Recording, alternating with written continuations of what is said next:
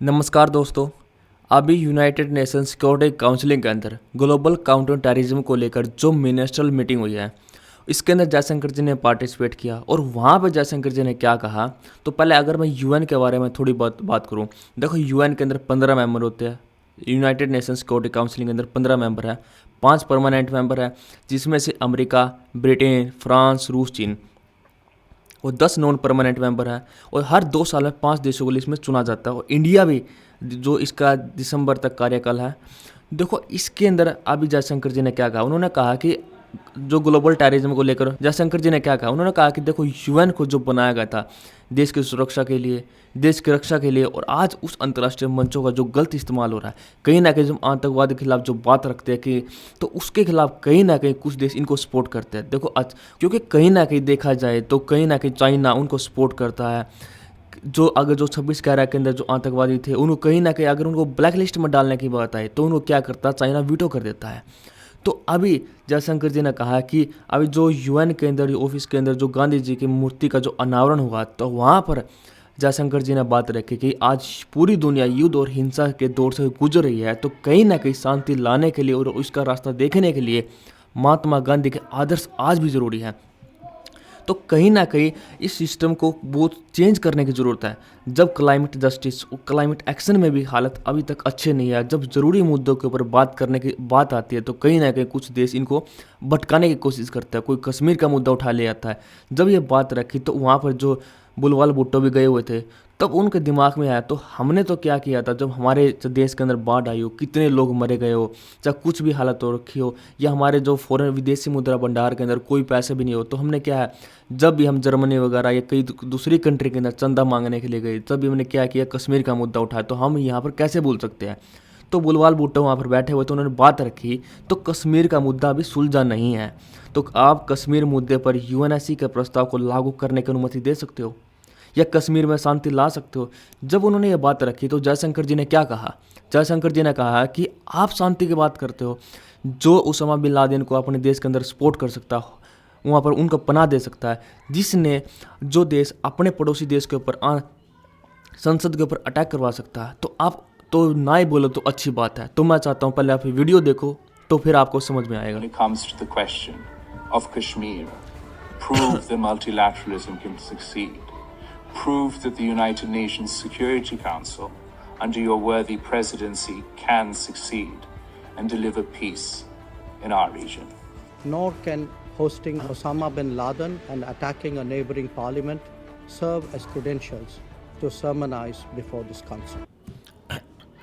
New York, Mumbai, Pulwama, Pathankot, London, इतने बड़े बड़े शहरों के अंदर जो हमले हुए, कहीं ना कहीं उन आतंकवादियों को पाकिस्तान सपोर्ट करता है। एक तरफ तो 26/11 के अंदर इंडिया के ऊपर अटैक हुआ था, मासूम लोग मारे गए थे, तो उसी दूसरी तरफ एक अंजलि वी कुलथे नाम की जो नर्स थी, इन्होंने अपनी जान पर खेलकर जो 20 प्रेग्नेंट वुमेन को बचाया था। आप यहाँ पे खुद सोच सकते हो, एक आतंकवादी लोग जो देश के अंदर मासूम लोगों की जो हत्या कर रहा है, और दूसरी तरफ एक नर्स ने क्या उस समय अपनी जान पर खेलकर 20 ऐसी प्रेग्नेंट वुमेन को बचाया था। तो दूसरी तरफ पीएम इमरान खान क्या बोलते हैं, उन्होंने कहा कि ओसामा बिन लादेन मरा नहीं है, ये एक तरह से शहीद हुआ है। तो आप क्या उम्मीद कर सकते हो। और अभी जो कि पाकिस्तान की जो मंत्री है हिनारी रबानी खैर, उन्होंने इस्लामाबाद के अंदर कॉन्फ्रेंस करते हुए बात रखी। उन्होंने कहा कि इंडिया से बेटर कोई टेररिज्म को यूज नहीं करता। जब वहाँ पर यूएनएससी के अंदर पाकिस्तान के जो पत्रकार थे, उन्होंने जो जयशंकर जी बात करते हुए पूछा तो उनके के बारे में आपका क्या ख्याल है, तो जयशंकर जी ने क्या कहा, तो पहले मैं चाहता हूँ आप ये वीडियो देखो। Well,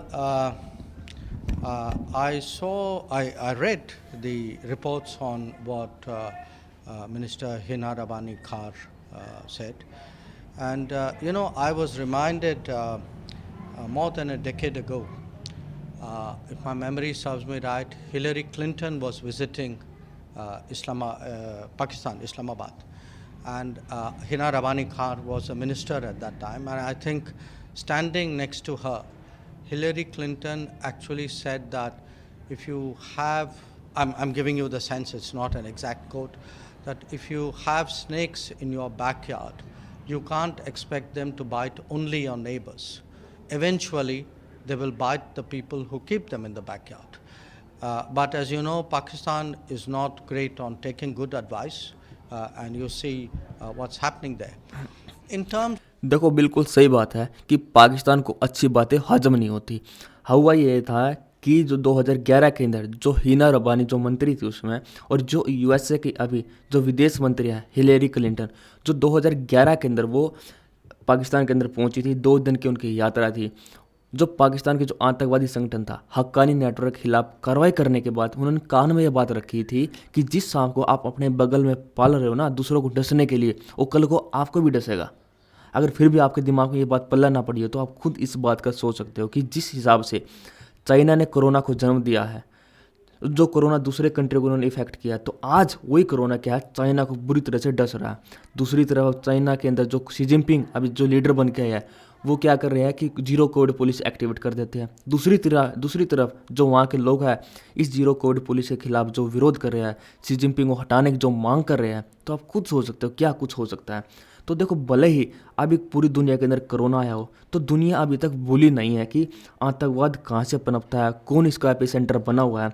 और देखा जाए तो अब ये खुद सोचना कि अगर पाकिस्तान एक अच्छा पड़ोसी कंट्री होता, दोनों के रिलेशन कहाँ पे होते और दोनों कंट्री एक अच्छे से ग्रोथ कर रहे होते। 1947 के अंदर इंडिया और पाकिस्तान सेम आज़ाद हुए थे। 1960 तक इंडिया और पाकिस्तान की ग्रोथ सेम थी, और 1960 के बाद इंडिया ने कितनी ग्रोथ हासिल की, और दूसरी तरफ 1960 के बाद पाकिस्तान ग्रोथ तो कर रहा है बट वो कर रहा है नीचे से, वो बात अलग है।